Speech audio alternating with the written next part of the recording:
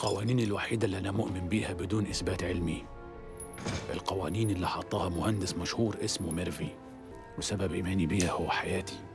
كان يقدر ميرفي يستخدمها لإثبات قوانينه، زي ما أخونا الأفندي ميرفي حط قوانين.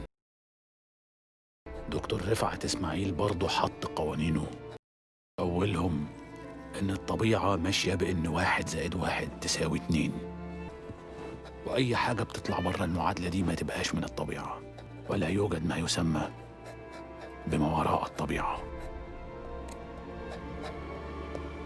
قانون رفعت رقم 5: لو عقلك لعبك خده على قد عقله. قانون رفعت رقم 22: ما يريده رفعت إسماعيل إما منقرض أو مستحيل العثور عليه. قانون رفعت رقم 23: الطاقة لا تفنى ولا تستحدث من عدم، وكذلك تلميحات لوي السخيفة. قانون رفعت رقم 5 بعد التعديل: لو عقلك لعبك لعبه.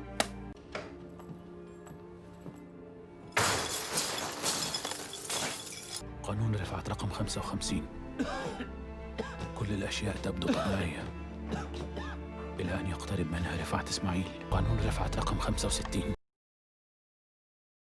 أحياناً يكون اختفاء الوحش مرعب أكتر من الوحش نفسه. قانون رفعت رقم 1 بعد التعديل: بالتأكيد هناك ما يسمى بما وراء الطبيعة.